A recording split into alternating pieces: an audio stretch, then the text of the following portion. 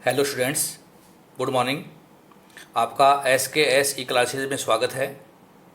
हमारा टॉपिक चल रहा है स्टैंडर्ड कॉस्टिंग, अर्थात लागत लेखांकन की एक महत्वपूर्ण टेक्निक आपने पढ़ी है, प्रमाप लागत लेखांकन। और उसी में ही हम आज शुरू करने जा रहे हैं लेबर वेरिएंसेस, अर्थात श्रम विचरण। हम किस प्रकार से लेबर वेरिएंस ज्ञात करें, ये अपने को आज के लेक्चर में अच्छी तरीके से समझना है।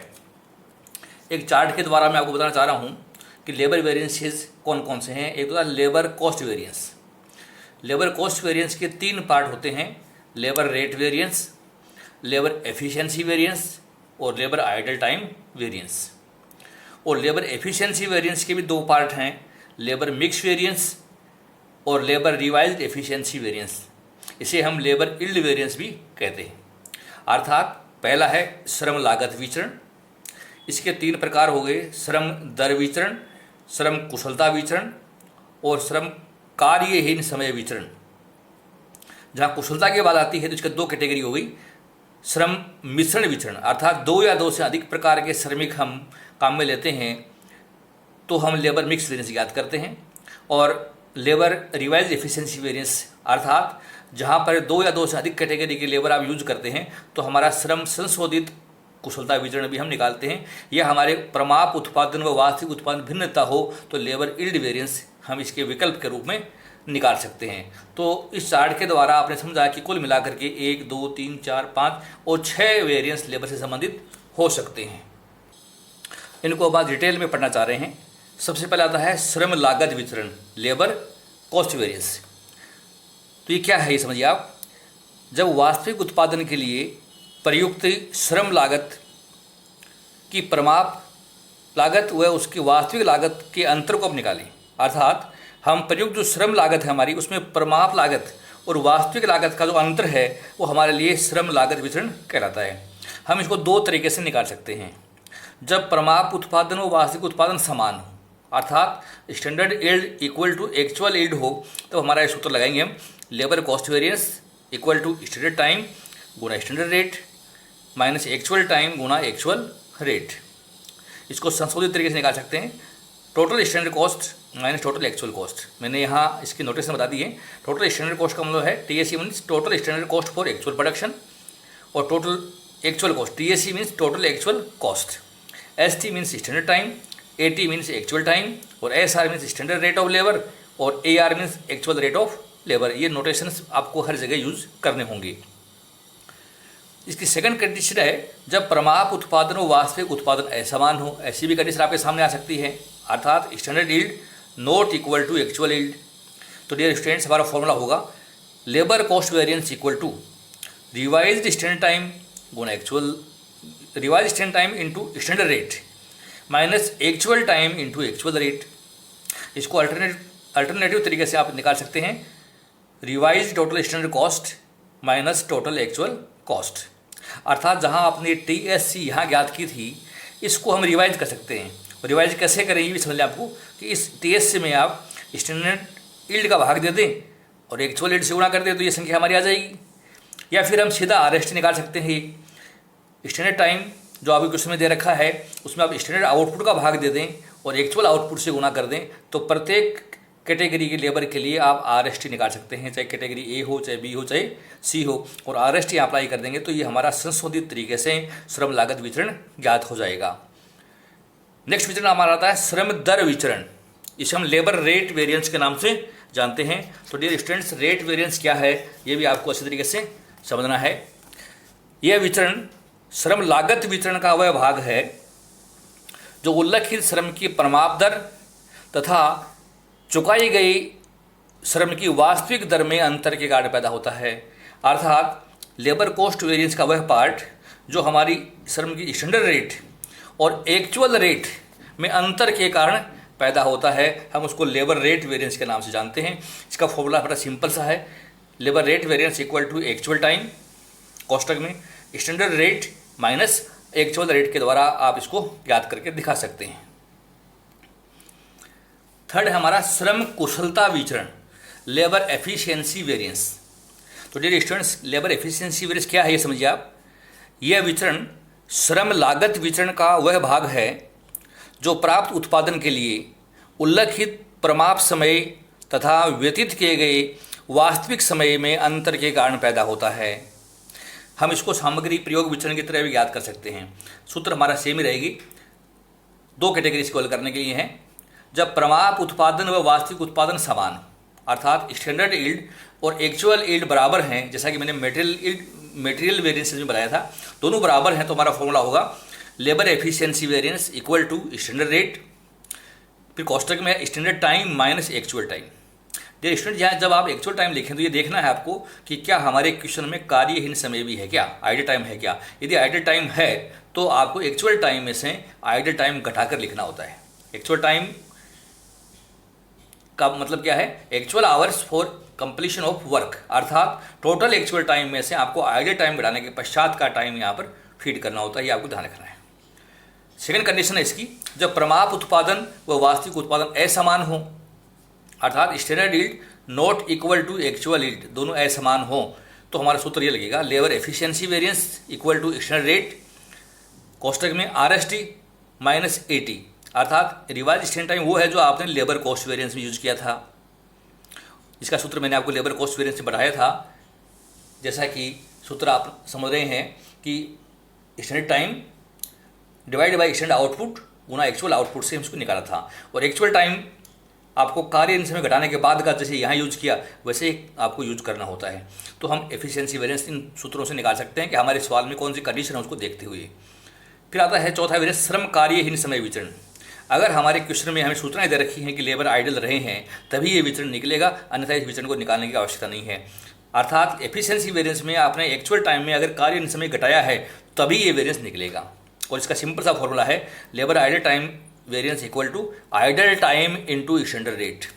प्रत्येक कैटेगरी के श्रमिकों का आइडल टाइम कितना था, उनकी स्टैंडर्ड रेट क्या, उसे गुना कर लीजिए आप, और ये विचरण सदैव ही प्रतिकूल होगा, अर्थात ये एडवर्स ही होगा, ये अपने को ध्यान रखना है। इतना काम करने के बाद आप एक वेरिफिकेशन कर लिया करें। Verification, labour cost variance equal to होता है labour rate variance plus labour efficiency variance plus labour idle time variance, अर्थात इन तीनों का योग निश्चित रूप से लेबर कॉस्ट वेरिएंस के बराबर होगा। अगर ऐसा नहीं है तो आप समझिए कि आपसे कहीं ना कहीं कोई गलती हो गई है, और आप रीचेक अपने सूत्रों को कर लीजिए, और जो वैल्यूज आपने पुट किए हैं, कैलकुलेशन किए हैं, उनको रीचेक करके आप अपने आप को सेटिस्फाई कर लें कि कहीं कोई गलती तो नहीं हो गई है। अगला महत्वपूर्ण विचरण आता है श्रम मिश्रण विचरण। जब हम 2 या 2 से अधिक कैटेगरी के श्रमिक यूज करते हैं उत्पादन के दौरान, तब मिश्रण विचरण उत्पन्न होता है। तो इसको हम किस रूप में समझें, तो आप समझिए इसको। तो इसको हम लेबर मिक्स वेरिएंस भी कहते हैं। जब कारखाना में उत्पादन कार्य को संपादित करने के लिए विभिन्न प्रकार के श्रमिक, जैसे कुशल श्रमिक, अर्धकुशल श्रमिक या अकुशल श्रमिक या बालक, महिला या पुरुष श्रमिक, या हम कहें कि निपुण अनिपुण श्रमिक, इस प्रकार के श्रमिक अगर हमें दे रखे हैं तो उस स्थिति में हम इस विचरण को निकालते हैं। तो ये 2 कंडीशन इसकी होती हैं, जब प्रमाप समय का योग व वास्तविक समय का योग समान हो, मतलब कार्य समय को छोड़कर। विभिन्न प्रकार की कैटेगरी के जो श्रमिक हैं उनका प्रमाप समय का योग देखिए कितना है, और उनका एक्चुअल टाइम देखिए जो उत्पादन में व्यतीत किया है कार्यहीन समय को छोड़कर, उनका योग कितना है। और अगर वो दोनों योग बराबर हैं, अर्थात total standard time equal to total actual time है, तब हम ये सूत्र लगाएंगे labour mix variance equal to standard rate, कोष्टक में standard time minus actual time. Actual time का मतलब यहाँ होता है कार्यहीन समय को छोड़ते हुए एक्चुअल टाइम, अर्थात जो वास्तव में श्रमिकों ने उत्पादन पर व्यतीत किया है उत्पादन कार्य में, तो वो एक्चुअल टाइम आपको लेना होता है। बी कंडीशन है इसकी, जब प्रमाप समय का योग व वास्तविक समय का योग, वास्तविक समय में वही कैटेगरी है यहाँ पर, कार्यहीन समय को छोड़ते हुए असमान हो दोनों, तो उस कंडीशन में क्या करें हम, total standard time not equal to total actual time. मान लीजिए मैं आपसे कहूँ कि टोटल स्टैंडर्ड टाइम तो हमारा 2000 घंटे है और टोटल एक्चुअल टाइम 2000 घंटे है, लेकिन उसमें 100 घंटे आइडल है, तो ये 1900 मानेंगे, और ये दोनों असमान हो गई। तो हम इस सूत्र को यूज करेंगे, labour mix variance equal to standard rate, कोष्टक में revise standard time minus actual time. तो रिवाइज स्टैंडर्ड टाइम हमारा ये है स्टैंडर्ड टाइम अपन टोटल स्टैंडर्ड टाइम गुना टोटल एक्चुअल टाइम, कार्य समय को छोड़ते हुए जो टोटल एक्चुअल टाइम उससे गुना करना है। तो प्रत्येक कैटेगरी के लिए आपको RST अलग अलग याद करनी होगी, और एक्चुअल टाइम जब भी आप यूज करें तो कार्यहीन समय घटाकर लिखें, इस बात का विशेष रूप से ध्यान रखना है। नेक्स्ट है श्रम संशोधित कुशलता विचरण या उत्पादन विचरण, दोनों में से एक निकालना है आपको। उत्पादन की सूचनाएं हैं तो हम उत्पादन वितरण याद करेंगे, उत्पादन की सूचनाएं नहीं है हमारे पास तो लेबर रिवाइज एफिशिएंसी वेरिएंस याद करेंगे। ए और ब जो कंडीशन मैंने 5वें फॉर्मूले बताई है वो दोनों यहाँ भी लागू होती है। सेम कंडीशन है, ए कंडीशन है जब टोटल स्टैंडर्ड टाइम और टोटल एक्चुअल टाइम हमारे बराबर हों कार्य इन समय को छोड़ते हुए, तो फॉर्मूला है labour revise efficiency variance equal to standard rate कोष्टक में ST माइनस RST, अर्थात स्टैंडर्ड टाइम में से आपको रिवाइज स्टैंडर्ड टाइम घटाना होता है। और रिवाइज स्टैंडर्ड टाइम का सूत्र मैंने आपको यहाँ लिख दिया, जो यह मैंने यहाँ लिखा था वही फॉर्मूला मैंने यहाँ लिखा है, सेम फॉर्मूला आपको यूज करना है। और बी कंडीशन है जब टोटल स्टैंडर्ड टाइम और टोटल टाइम बराबर नहीं हो कार्य इन समय छोड़ते हुए अगर असमान है तो लेबर रिवाइज एफिशिएंसी वेरिएंस का फॉर्मूला है standard rate standard time minus revise standard time. अर्थात आपका दोनों फॉर्मूले सेम है, कोई कंडीशन नहीं है, यहाँ RST आपको दोनों जगह सेम है, आपको उसी प्रकार से हल करना है, इनमें कोई फर्क नहीं है। फर्क आएगा उत्पादन वेरिएंस में। तो लेबर यील्ड वेरिएंस निकालना है आपको ए कंडीशन में, तो फॉर्मूला है स्टैंडर्ड कॉस्ट पर यूनिट कोष्टक में है AY माइनस SY, अच्छा actual yield minus standard yield. और बी कंडीशन है हमारी जब दोनों समय असमान हो तो स्टैंडर्ड कॉस्ट पर तो सेम रहेगा, actual yield minus revise standard yield, इस तरीके से हम निकालेंगे। अब ये स्टूडेंट्स आपको समझना है कि SC पर यूनिट क्या है। तो SC पर यूनिट का मतलब है जो आपने मटेरियल वेरिएंस निकाला था, labour yield material yield variance निकाला था वही सेम है। Standard cost per unit equal to total standard cost divide by standard yield. ठीक इसी प्रकार से हमने इसको निकाला था मटेरियल यील्ड वेरिएंस में, ऐसे निकाला था हमने इसको। और revise standard yield same formula है स्टैंडर्ड यील्ड जो क्वेश्चन में दे रखा है divide by total standard time गुना टोटल एक्चुअल टाइम। और एक्चुअल टाइम जब टोटल यूज करें तो कार्य इन समय को छोड़ते हुए लेना है। तो आप ये ध्यान रखिए कि जहाँ भी आप लेबर मिक्स वेरिएंस निकालें, लेबर कुशलता वितरण निकालें, तो कार्य इन समय को छोड़ते हुए एक्चुअल टाइम आपको यूज करने होते हैं और फिर हम इसमें पुट करके निकाल सकते हैं। सभी में ये ध्यान रखिए आप कि अगर हमारा फॉर्मूला पॉजिटिव आ रहे हैं तो हम इसको फेवरेबल वेरिएंस कहेंगे, और अगर माइनस में आ रहे हैं तो हम इसको एडवर्स वेरिएंस के नाम से हम इनको जानेंगे।